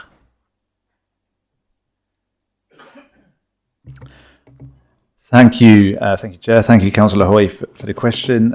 Yeah, I think it's very important that we we ensure that all these relevant policy, all these relevant strategies are picked up in due course as we further develop our policies on retail, on town centres, on tourism, and so on. So obviously, it's important to work very closely with our colleagues in economic development and tourism in order to to ensure that this isn't, as you've rightly alluded to, this is a desktop study that looks at numbers, it looks at projections, but it doesn't necessarily, reflect the local aspirations of businesses or the particular, strategic ambitions of the district or, for visitor economy and things like that. So you do need that additional input to kind of help flesh it out and bring it alive, if you like, because, yes, it can say, well, the population will grow by X, so that means X number of square meters of cultural space, but obviously that's very vanilla, isn't it? What is cultural space?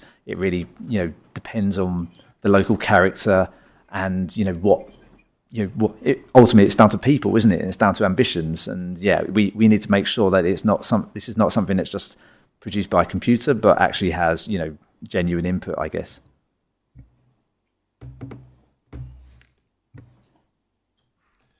Thank you, Mr. Kudler. Councillor Steptoe. Yes, thank you, Chairman. First of all, just like to pick up on Councillor Newport's point about some commercial properties. I do feel that in a lot of cases they should be built because small businesses that's going to take on a corner shop aren't going to want to get involved with the planning process and all the rest of it. So the commercial unit used to be there so they can actually be marketed in a proper way. And I'd also perhaps suggest, we've heard a lot of talk this evening about parish plans, is that perhaps parish plans should be including that in their process as well. If there's more than a 10-minute walk to a local shop, perhaps they need to be put it on there. But my main question, Chairman, was around the appendix, the Rochford District Retail Leisure Needs Assessment Update. Can I refer you to page 70, which is the rather colourful map?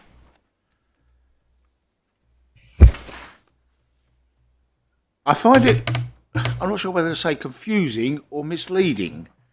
It covers quite a large area, and the subsequent data in all of the charts subsequently refer to the whole of that map.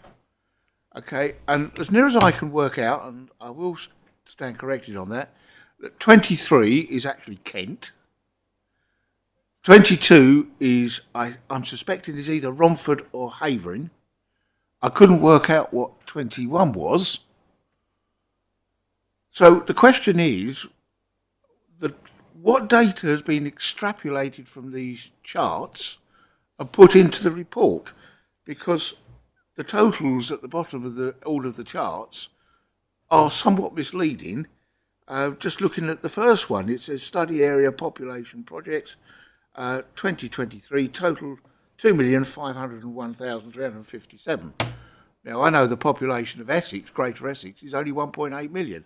So I find this data extremely misleading. So perhaps officers can clarify what it's all about. Thank you, Councillor Steptoe.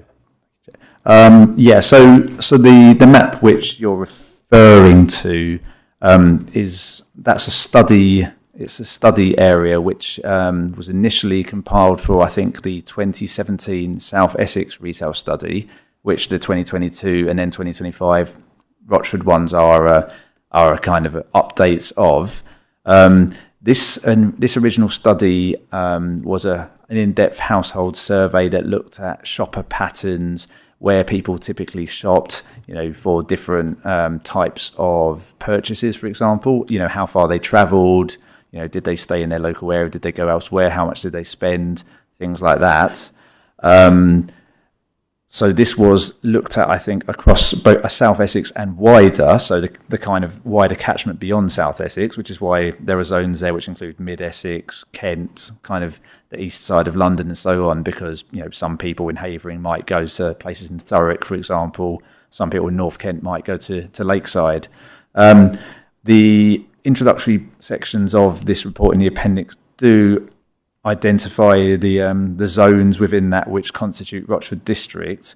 It does acknowledge that it's not an exact science, so it says that, I think it points to the zones which are wholly in Rochford District or almost wholly in Rochford District, and I think those are zones 7, 8, 9 and 10. It does also acknowledge, however, that there's a large part of zone 3 which kind of sits between Wickford and Raworth, and you've also got zone 7 which is majority Southend on Sea but does come a little bit into the Rochford District around Eastwood. So, these shopping survey zones do not exactly line up with with administrative boundaries. However, it acknowledges this and talks about, and obviously it reflects household patterns. People don't see administrative boundaries when they go shopping as well, for example. So yeah, I appreciate it's not exact, and when they talk about the populations within the survey zones, which can be attributed to Rochford District, it's close, but it's not exactly the same, because I think we know that Rochford District's population is approximately 86,000, and I think they talk about around perhaps a sample population survey of around, I think it was around 100,000, for example. So it's not exact, but it kind of talks about as close as it can in that survey area, but acknowledging that people cross boundaries. So yeah, please rest assured, however, that we're not looking at, for example, how many people from North Kent are shopping in Wakering or anything like that as part of this. It is a little bit more focused. Right. At that point, this debate is an extremely interesting debate, but nevertheless, the fact is that the meeting has gone on for nearly 2 hours. I would like to move a motion without notice in line with Committee Procedure Rule 9N, and that is, and I don't like the recommended notice that it just goes on for as long as necessary, but I would like to put a time end on it of a maximum of 10 o'clock. To that end, I'm proposing that we extend this meeting until at maximum 10 o'clock in order to complete the business. I'm making a proposal. Do we have a seconder? Councillor Myers, can I have a vote on it, please? Those in favour? Thank you. I think that was a. So I think that's 6. Those against and those abstaining. Thank you, Councillor Hoy, and I appreciate that. And look, the point has been made about working groups, but this is what a working group. The difference is we're actually conducting it within the public arena, so people can actually see the discussion that we're actually having and the debate. And some people will take the view that's a good thing. Others might take a view that it should be in a working group. But let's carry on. Councillor Steptoe. Yes, thank you, Chairman. Just a couple of things. It's still very difficult to understand from this data, particularly for a member of the public. It would have been extremely helpful to have had a key to the numbers as to which areas were which, particularly for the members of the public. And I still find it very confusing to understand how they've extrapolated the data from that. The other point that I was going to make was that once we've got established plans and housing estates, and I'm going to use Hall Road as an example, we also need to make sure that going forward, that the connections to the various shopping centres are achievable. So, for example, from Rochford on Hall Road, you cannot get public transport to the nearest big supermarket at Tesco's. It's absolutely crazy. Somehow we need to sort that out and get that a more firmer policy that needs to be in place. Thank you, Chair. And I like the term that was used earlier, I think it might have been by Councillor Hoy, but desktop exercise. And I think it's important not to get taken down the desktop exercise route and ignore the practicalities of exactly what you've just said, Councillor Steptoe. Otherwise, we end up just with a very theoretical, and I'm sure officers take that on board, but you have to overlay the practicalities of what residents' needs are within this district, rather than what theorists are saying, who are highly educated university graduates who perhaps don't do anything other than chew over figures. And I'm sure that'll invite a few letters, and I'm not being critical of them, but you have to put this in context. Thank you. Councillor, I think actually Councillor Eaves was next, and I'll come back to you, Councillor Newport. Thank you, Chair. Page 34, paragraph 1.36. Strategic site allocation and monitoring. The council should identify strategic sites for future retail and leisure development close to communities. My experience through planning is it generally seems to be the developers who are the ones who dictate that. So I'd just like to like clarification really on how officers perceive that the council should identify strategic sites and actually get them into place. Thank you.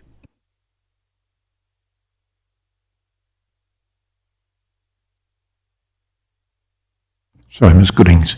Thank you. Yeah, so the local plan will obviously look at all the evidence that we've collected, including this document and the others that Councillor Hoy has referred to. And then, you know, when we're looking at the local plan, we're not just allocating land for residential development, we're allocating land for all sorts of uses, open space, retail, leisure. So we'll be looking at whether we have got any sites that we feel are strategic sites for future retail and leisure, whether they are redevelopment or whether they are new sites. And that would be part of the process of allocation within the local plan. And our call for sites doesn't just do a call for sites for residential. The call for sites includes all sorts of uses. So that's how we get the input from the development industry. Of course, some sites will come separately, as you say, through the planning process directly from the development industry. But for this purposes, this is a evidence base to support the local plan, and so we will look at that and allocate sites as appropriate for those needs. Thank you very much. You want to come back, Councillor Reeves? Yeah. So, in practical terms, is this something there that the officers would then, when an application comes forward, be saying you've got to have X, Y of commercial retail within your scheme that you're proposing? I'm not sure that developers would like being dictated by that. So we would consider that on a case-by-case basis through the local plan. So if we're making a major strategic allocation for retail and leisure, obviously we'd put in detail in the policy about what we'd expect. The same with a residential development, depending on its size. I expect we'll have a policy which sort of defines we'll be having up to, you know, a certain amount of houses, a certain amount of retail, a certain amount of employment, and because we think that's the right thing to do, and it will give sustainable development, which is also viable and deliverable. And that is the balance that we have to make in all these decisions. And then it's something that's tested through the local plan examination. If the developers don't like that mix, then they can obviously test and challenge through the local plan examination, and ultimately an inspector will make a decision as to whether they think it's viable and appropriate. And if it is, we would expect a developer to come forward to meet that policy. Thank you very much. Councillor Newport, did you wish to come back? Yeah, just a quick one, picking up on what Councillor Steptoe said earlier about page 70 in the map. But it's a bit of a standing joke between me and Dan, actually, with maps, because I've sat on planning policy for quite a long time now, probably not quite so long as Councillor Steptoe, but it does strike me as if we don't make enough use of GIS, and this presentation of data is difficult. And I just, really, it's a request that officers actually present this data as it should be presented with GIS, so we can click on these maps and look at the data behind it, because putting it in this tabular format, I mean, it's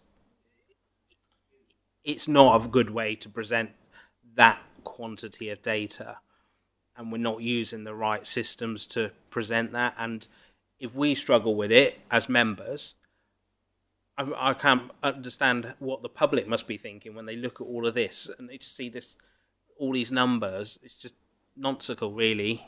Thank you. Mr. Kudler, do you want to come back then? Thank you, Chair. Happy to come back. Thank you, Councillor Newport. And yes, this is ground we've trodden before. I very much acknowledge the point that we need to do more in terms of presentation of maps, better use of digital technology to do that. We are working on building capacity in that respect. In terms of this specific map, this is this effectively this is quite an old map referencing telephone survey areas that's been produced in the past. This is not our specific work. As Councillor Hoy has already alluded to, this is a desktop study that's predominantly looking at population projections and expenditure analysis. So we haven't actually produced any specific maps for this study, but I do take your general point that we can do more and we should do more to generally use maps and GIS to better present data. So thank you. We will take that on board. Thank you. You make an extremely good point, Councillor Newport, and thank you for your reply, Mr. Kudler. The data there. Right, okay, let's move on to the recommendation, which is on page 28. It is one for noting, but that the committee notes the retail and leisure needs assessment, the RLNA 2025, as set out in Appendix 1, which forms part of the evidence base for the district's emerging local plan. That's duly noted. Thank you. We move on to our final agenda item for tonight, and that is the committee work plan, which is, I have to say, looking a little bit sparse. But I think we've given some areas tonight in terms of SIL funding, in terms of Section 106 funding, and key steps in terms of the local plan. And I think there needs to be a bit of discrete work done to populate, because time is marching on, and I think we need to see that populated with some milestones, if you agree, officers. I'm looking for nods and I've got them. But there we are. So any questions? Councillor Hoy. Yeah, thank you, Chair. It's very just to echo what you've just been saying. We've been through a report tonight which had autumn 25, summer 25 for reports coming forward, but I was quite surprised that these reports, although they're going to come forward apparently in autumn or September, aren't on the work plan at the moment. And I just wondered why they weren't. You've asked a similar question to the point that I made earlier, and I think a bit of work has got to be done to populate the work plan. I certainly, and I come back to the point right at the start, I want to see a bit of simplification, and it's a challenge for officers because there's a wealth of data, and they have to somehow put it in a language for our consumption, for public consumption, so that we can see it. But I think the point is well made, and I think you and your team have noted that, Emma. Yeah. Okay. Thanks. So we'll see a work programme. In fact, I would actually suggest that that is an urgent piece of work, and a draft is circulated around the committee before it's actually brought back to the before it's brought back in a formal report, so that we can actually comment on it and add any things in that we think should be there, if you agree. Yeah. Okay. Thank you very much indeed. Look, members. Councillor Steptoe. Sorry, nearly missed you out. Sorry. That's all right, Chairman. Just picking up on your 106. Yes, I'm very keen on that coming on there. But what I would add to that is that we need to look at what 106 payments we've had and what the problems have been in getting that delivered, so we can tighten that up going forward in terms of policy. I'd also add that I touched on it earlier on about getting a bus from Rochford to Tesco's. We did a lot of work with the Hall Road, making sure that it got a road for a bus route, bus stops in it. Cherry Orchard's got bus laybys and no buses. So we need to find a way of tightening that down. So I'd like to see some work around that. Thank you, Councillor Steptoe. A bit like building an aircraft carrier without any aircraft, isn't it? Exactly. But and you're absolutely right to make the point. But thank you very much indeed for that. So a useful debate. Thank you very much indeed, members, for a very constructive debate. Thank you very much indeed to officers in dealing with our questions and our comments effectively in what is a fast-moving, fast-changing subject, and forgive sometimes our scepticism about 2043 and all that, but nevertheless you have to project ahead. That is the requirements within the local plan. So thank you very much indeed. We've done all right. 21:37. That's the time I'm closing the meeting. Thank you very much indeed. Appreciate that. Thank you.